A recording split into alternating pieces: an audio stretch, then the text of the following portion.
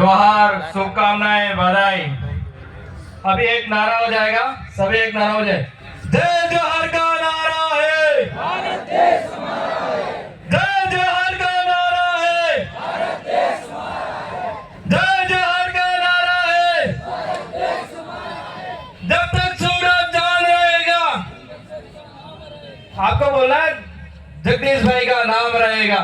जब तक सूरज चांद रहेगा, जगदीश भाई का नाम रहेगा। जब तक सूरज चांद रहेगा। जगदीश भाई का नाम रहेगा। बहुत बहुत धन्यवाद। सारे आप सबको पता है कि आज हम पूरे विश्व भर में विश्व आदिवासी दिवस आज के दिन मनाया जाता है, लेकिन आप सबको पता होना चाहिए कि पूरे विश्व में ऐसा क्या हो गया जो विश्व आदिवासी दिवस मनाने की जरूरत पड़ी। इसके अलावा इस पूरे विश्व में किसी भी कम्युनिटी का, किसी भी समुदाय का कोई दिवस नहीं है, लेकिन हमारे समुदाय के लिए एक विशेष दिन यूएन ने घोषित किया था। इसके मुख्य कारण ये हो सकते हैं कि आज तक देश आजाद हुआ 75 साल हो गए, लेकिन आज तक हमारी जो कम्युनिटी है, हमारे जो लोग हैं, इस दुनिया में सबसे ज्यादा दुखी है। अपने देश में तो है ही, लेकिन दुनिया में भी बहुत ज्यादा दुखी है। और खास करके आपके इलाके में आपने देखा होगा 75 साल हो गए देश आजाद हुए, लेकिन आज तक अपना विकास नहीं हो पाया।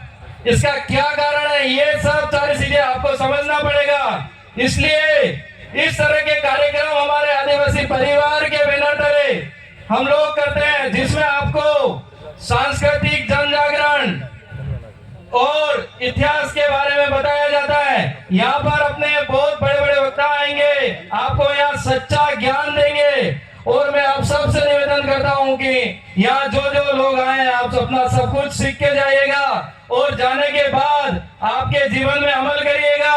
तो अमल करने का मतलब यह है कि आप यहाँ से जाने के बाद आप लोगों को, अपनी कम्युनिटी को अगर बचाना है तो आपको एक जाजम पे आना बहुत जरूरी है। मुझे ऐसा लगता है कि आजादी के बाद और आजादी से पहले अपने लोग, अपने बाप दादाओं से पहले अगर बात करें तो 400-500 साल पहले अपने लोग राजा थे।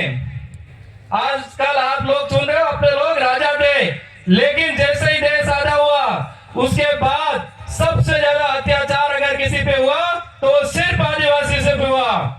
और ऐसा होने का कारण क्या था? मुझे यह लगता है कि अपने पे सबसे ज्यादा अत्याचार इसलिए हुआ कि आजादी के समय अगर अपन बात करें तो अपने इस इलाके में और आदिवासियों के पास 65% के आसपास जमीनें थी, लेकिन जैसे ही देश आजाद हुआ 30-35% जमीनें बची। और आज की कंडीशन अगर अपन देखें तो सिर्फ 3% रह गई है।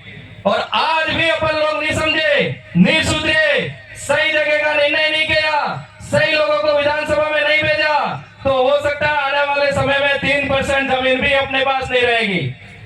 और इससे बड़ी बात मैं आपको बता दूं, आपके जो विरोधी लोग हैं, आपको इसलिए खत्म करना चाहते हैं कि आपसे सबसे ज्यादा अगर कोई प्रॉपर्टी है तो सिर्फ जमीन है आपके पास।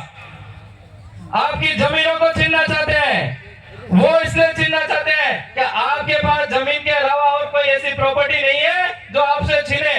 लेकिन आज के समय में अगर कुछ कीमती है तो सिर्फ जमीन है। तो इसलिए आपको जमीन को बचाना है, आपके कल्चर को भी बचाना है। आपको पता होगा 5 जनवरी 2011 के जजमेंट में भारत सरकार का एक आदमी जाके बोलता है संयुक्त राष्ट्र में कि भारत देश में कोई आदिवासी नहीं रहता। तो कितनी बड़ी बात है, कितनी बड़ी सोचने की बात है कि अगर भारत देश का प्रतिनिधि जाके कोई संयुक्त राष्ट्र बोल रहा है कि यहाँ आदिवासी नहीं रहता, इससे आप समझ सकते हो कि आपको खत्म करने की साजिश कब से चालू हो गई है। तो इन चीजों को बचने के लिए सिर्फ अपने पास एक ही बैनर है, आदिवासी परिवार है, कोई संगठन नहीं है, सिर्फ एक परिवार भावना से काम करता है। मैं आप सब लोगों से निवेदन करता हूँ, आप जुड़िएगा और जुड़ के दिल भावना से अगर एकता में रहोगे तो आपको कोई खत्म नहीं कर पाएगा। इसलिए आपको 3-4 चीजों का ध्यान रखना है। संस्कृति को बचा के रखना होगा, आपकी पूजा पद्धति को बचा के रखना होगा। अगर ये चीजें आप बचा लेते हैं तो मुझे लगता है कि कहीं न कहीं अपने पूर्वजों के लड़े हुए इतिहास को आप बचा पाओगे। अगर इन चीजों को आप नहीं बचा पाए, अगर आप छोटे छोटे खर्चे में या छोटे नशे में किसी को भी अगर चुनते गए तो आप हो सकता है आपके सारे अधिकार खत्म हो जाएंगे। इसलिए मैं आप लोगों से निवेदन करता हूं, आप जितने भी लोग यहाँ आए और जितने भी लोग सुने, आप सबसे मेरा निवेदन है कि मुझे सबसे बड़ा कारण ये लगता है कि अपने समाज अगर एक दिन नशा करना बंद कर दे तो मुझे लगता है बहुत कुछ निर्णय सही तरीके से ले सकता है। तो सबसे बड़ा कारण है नशा छोड़ना चाहिए आप लोगों को।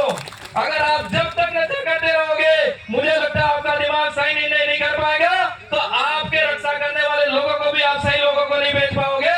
इसी तरह जो गुलाम यहाँ से आप सुन के बेचते हो, आगे जाके पार्टियों के गुलाम बन जाता है, वैसे लोगों को सुनते रहोगे। पर मुझे लगता है आप नशा वगैरह छोड़ दोगे और हमारे आदिवासी परिवार का जो जाजम बनी है उस पे आके बैठोगे तो मुझे लगता है कि आने वाले समय में आप सही लोगों का चुनाव करोगे और आपकी सुरक्षा होगी। आपके पूर्वजों ने बड़े दिक्कत से सारे अधिकार आपको दिए हैं, 5वीं 6ठी अनुसूची, लेकिन जब से ये देश आजाद हुआ तब से ये सारे दोनों पार्टियों वाले लोग आपको खत्म करना चाहते हैं। अपने पास बताने के लिए बहुत